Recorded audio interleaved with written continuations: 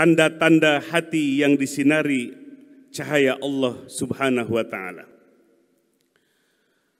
Rasulullah sallallahu alaihi wasallam pernah menyampaikan dalam satu hadisnya yang diriwayatkan oleh Imam At-Tirmidzi. Rasulullah sallallahu alaihi wasallam bersabda, "Idza dakhalan nur al-qalba in fasaha wan syarah." Artinya, apabila cahaya Allah masuk ke dalam hati anak Adam, hati orang yang beriman, in fasaha wan syarah, maka kondisi hati itu akan menjadi lapang, tenang, damai bersama Allah Subhanahu wa taala. Sebaliknya, hati yang tidak disinari oleh cahaya Allah akan sempit adanya, membuat pikiran menjadi buntu, kalut adanya, hatinya menjadi gelap. Para sahabat ingin lebih tahu kondisi hati yang disinari oleh cahaya tersebut. Lalu mereka bertanya, waqalu wa ma alamatu dzalik ya Rasulullah? Apa gejalanya, apa tanda-tandanya kalau hati disinari oleh cahaya? Qol, Nabi sallallahu alaihi wasallam menjawab, al-inabatu ila daril khulud. Tanda yang pertama, ketika hati disinari oleh cahaya Allah Subhanahu wa taala, hatinya akan membangkitkan kesadaran untuk menghadap kepada akhirat yang abadi. Ketika cahaya Allah masuk ke ruang hati yang paling dalam, akan bangkit di dalam hatinya kesadaran penuh menatap akhirat yang abadi. Akhirat dijadikan sebagai tujuannya, akhirat dijadikan sebagai target dalam orientasi kehidupannya. Akhirat oriented. Inilah tanda yang pertama ketika hati disinari oleh cahaya Allah Subhanahu wa taala. Dengan cahaya Allah, keyakinan kita, keimanan kita akan semakin menyala-nyala. Sehingga akhirat yang abadi akan tersingkap dengan hati yang disinari oleh cahaya Allah, di mana hati kita akan penuh keimanan, keyakinan kepada yang gaib, termasuk hari akhirat. Imam Asy-Syafi'i rahimahullah pernah menyampaikan, orang-orang yang memahami agama Allah, orang-orang yang ma'rifat mengenal Allah, maka akhirat berada di pelupuk matanya. Akhirat diyakini dengan seyakin-yakinnya, dijadikan sebagai tujuan di dalam menjalani kehidupan ini. Alam yang gaib, yang tidak bisa dilihat oleh panca indera, tapi akan mampu dicicipi oleh hati yang disinari oleh cahaya Allah. Dalam perspektif tasawuf, hati yang disinari oleh cahaya Allah akan mencicipi dengan istilah zauqan wa wujdanan. Hati kita menjadi berasa, hati kita akan mencicipi keindahan akhirat yang dijanjikan oleh Allah Subhanahu wa taala. Hubungan batiniah dengan surga, dengan akhirat yang diabadikan, yang dijanjikan oleh Allah akan tersambung kuat. Sehingga dengan tertanam kesadaran yang kuat, akhirat yang abadi akan tumbuh semangat pengabdian kepada Allah Subhanahu wa taala. Inilah tanda yang pertama di mana hati disinari oleh cahaya Allah. Sebab banyak umat manusia yang melupakan akhirat, akhirat yang abadi, tempat pertanggungjawaban, tempat pembalasan Allah. Di sana tidak ada dusta, di sana tidak ada rupa pura-pura tidak tahu. Di sana tidak ada yang ditutup-tutupi.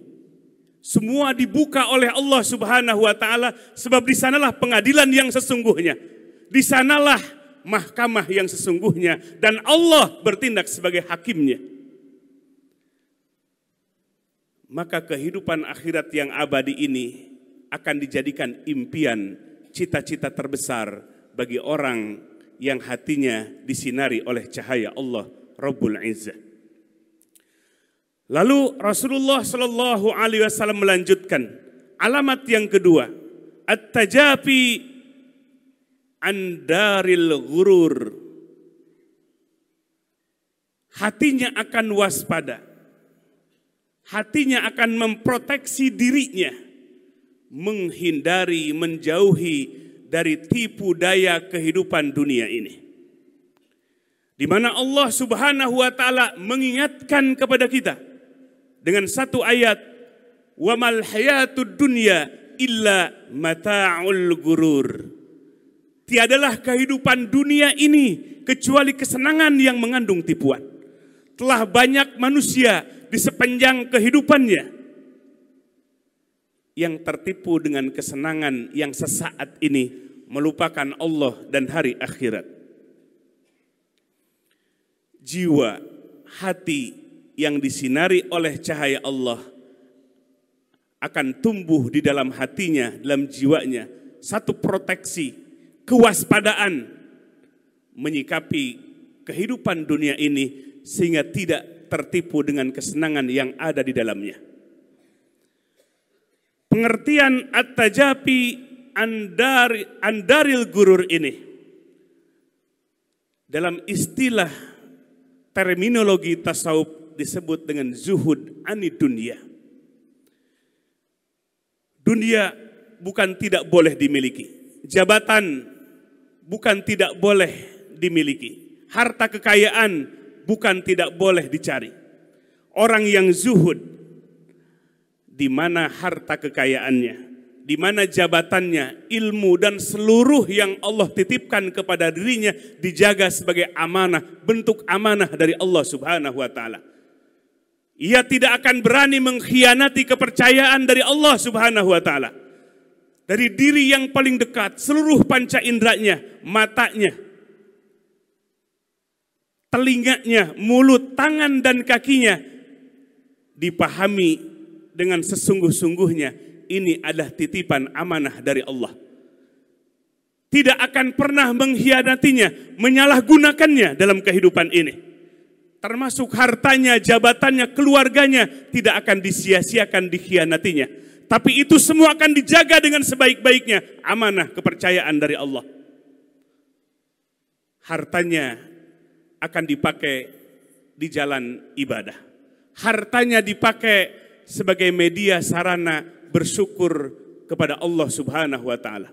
Semakin Allah tambah ilmunya, tambah hartanya, kekuasaannya, semakin patuh dan tunduk kepada Allah. Harta, jabatan, seluruh yang Allah amanahkan, yang Allah titipkan, tidak dijadikan tujuan, tapi semata-mata hanya dijadikan sebagai media dan sarana untuk mengabdi kepada Allah Subhanahu wa taala. Tidak mudah lepas diri kita dari tipu daya kesenangan dunia. Jiwa yang terlatih, hati yang terdidik, sehingga pantas cahaya Allah masuk ke dalam dirinya, lalu menggerakkan jiwanya, mampu memproteksi dari tipu daya kesenangan dunia. Justru sebaliknya, dunia ini balagun ilal akhirah, sebagaimana pesan Nabi, justru dijadikan sebagai sarana pengabdian kepada Allah Subhanahu wa taala. Kita membutuhkan fasilitas. Agama akan semakin mulia dalam kehidupan panggung bumi ini. Manakala kaum muslimin hatinya zuhud, harta digenggam, kekuasaan dijadikan amanah, dijadikan untuk menebar kemanfaatan dan kebaikan kepada orang lain. Semua yang Allah titipkan menjadi sarana semakin dekat dan tunduk kepada Allah Subhanahu wa taala. Maka agama akan semakin mulia di dalam kehidupan umat manusia. Orang-orang yang mengikuti agama semakin mulia dalam kehidupan ini. Sebagaimana dulu para sahabat dibimbing oleh Rasulullah Sallallahu Alaihi Wasallam menjadi umat terbaik, umat pilihan. Kuntum khairu ummatin ukhrijat linnas. Menjadi kelompok, menjadi umat, menjadi kaum terpelajar, terdidik, terlatih, terpilih, sehingga terhormat, mampu menegakkan kebenaran, menegakkan kebaikan, menyeru al-ma'ruf dan mencegah kemungkaran dalam kehidupan bumi ini. Inilah gambaran di mana hati disinari oleh cahaya Allah Subhanahu wa taala. Lalu yang terakhir, gambaran konkret hati yang disinari oleh cahaya Allah adalah al-isti'dad lil maut qabla nuzulih. Semakin tumbuh kesadaran dengan mempersiapkan diri akan kematian dengan persiapan yang matang. Nabi menyebutkan dengan istilah yang lain zikrul maut, mengingat kematian. Kematian adalah kepastian bagi kita sebagai makhluk yang hidup, tapi banyak manusia yang melalaikannya. Apabila kita pandai, cermat, menyikapi kehidupan bahwa kematian adalah fakta dari kehidupan itu sendiri. Setiap diri akan mencicipi kematian. Al-Quran menyebutkan kullu nafsin za'iqatul maut. Setiap diri akan merasakan kematian. Ketika ini dihayati dan fakta saudara-saudara kita yang telah mendahului kita dan kita akan menyusul mereka, ketika ini dibangkitkan, kesadaran ini dibangkitkan, maka yang akan tumbuh adalah al-isti'dad lil maut, persiapan kematian. Apa yang harus dipersiapkan? Apa bekal kita? Sebab setelah kematian ini ada kehidupan berikutnya yang abadi. Ada bekal yang sehebat-hebatnya bekal. Itulah takwa, tunduk kita kepada Allah. Tunduk zohir kita, tunduk batin kita, hati kita tunduk, seluruh panca indera kita tunduk kepada Allah lewat agamanya. Inilah sebaik-baiknya bekal. Fatazawwadu fa inna khairazadi taqwa. Al-Quran menasihati, berbekalah kalian, sebaik-baiknya bekal adalah takwa kepada Allah Rabbul Izzah. Persiapan kematian. Kita tidak akan bisa menghindar dari kematian. Jangan takut kematian. Karena kematian itu adalah kepastian. Yang harus dilakukan adalah al-isti'dad, persiapan dan pembekalan diri. Betapa bahagia apabila kita terus mempersiapkan dan membekali diri dengan takwa kepada Allah. Di saat-saat sakaratil maut tiba, tubuh kita semakin lemah. Kita akan meninggalkan kehidupan dunia ini. Kita akan meninggalkan keluarga yang kita sayangi dan kita cintai. Bekal kita semakin baik dengan ketakwaan. Di saat itu jiwa kita akan ditenangkan oleh Allah Subhanahu wa taala. Bahkan jiwa kita akan radiyah, ridho kepada Allah, dan jiwa kita mardiyah, diridhoi oleh Allah Subhanahu wa taala. Ini adalah sakaratul maut, momen terindah dalam kehidupan para nabi dan para wali-wali Allah. Dan digambarkan dalam Al-Quran. Ya ayyatuhan nafsul mutmainnatu rji'i ila rabbik radiyatan maradiyah fadkhuli fi ibadi wadkhuli jannati. Betapa indah jiwa yang terus mempersiapkan dan membekali diri akan kematian dengan takwa kepada Allah. Di saat tubuhnya semakin lemah, maka Allah panggil, wahai jiwa yang tenang. Jiwa yang tenang. Tenang bersama Allah. Kalau tenang kita bersama Allah, pasti kita akan rindu berjumpa dengan Allah. Kematian adalah pintu gerbang perjumpaan dengan Allah. Pantas sakaratil maut bagi orang-orang yang beriman adalah momentum yang ditunggu-tunggu. Sebab Allah dicintainya, Allah dirindukannya, sehingga kematian menjadi momen yang ditunggu-tunggu karena segera akan berjumpa yang dicintai dan yang dirindukan. Tenang jiwanya, ridho kepada Allah. Sebab dalam kehidupan dunia ini, apapun yang Allah bagi, apa yang Allah berikan, jiwanya ridho. Apa yang Allah perintahkan, dia ridho untuk menjalaninya. Apapun yang Allah larang, dia ridho untuk menjauhinya. Jiwa yang terasah selalu ridho kepada Allah, maka buahnya di saat-saat sakaratul maut, dia akan ridho kepada Allah. Dan Allah pun akan membalas marodiyah, kita menjadi jiwa yang pasti diridhoi oleh Allah Rabbul Izzah. Jamaah sekalian, sebaliknya, jiwa yang tidak mempersiapkan diri akan kematian dengan takwa, ketika malaikat Ijrail akan mencabut nyawanya, ruhnya betapa berat untuk meninggalkan kehidupan dunia ini. Jiwanya, ruhnya tidak siap menghadap kepada Allah untuk dipinta pertanggungjawaban. Sampai dalam Al-Quran, malaikat Ijrail pun sampai memukul orang yang bersangkutan supaya ruhnya keluar.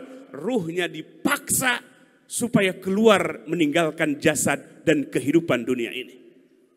Ketika ruh itu keluar, maka akan keluar dari ruh itu bau yang menyengat, yang menjijikkan, dan tidak ada yang lebih bau, yang menjijikkan daripada ruh hamba yang tidak mempersiapkan kematian dengan takwa kepada Allah Subhanahu wa ta'ala. Jamaah sekalian, ini adalah tanda yang ketiga. Hati yang disinari oleh cahaya Allah terus mempersiapkan diri dan membekali diri dengan takwa kepada Allah Subhanahu wa ta'ala. Mudah-mudahan hati kita senantiasa disinari oleh cahaya Allah Subhanahu wa ta'ala. Mudah-mudahan 3 alamat ini ada dalam setiap diri kita. Kesempatan masih ada, jangan buang kesempatan itu, sebab kita akan menyesal selama-lamanya. Penyesalan yang paling dalam sudah dikabarkan dalam Al-Quran. Ya laitani kuntu turaba.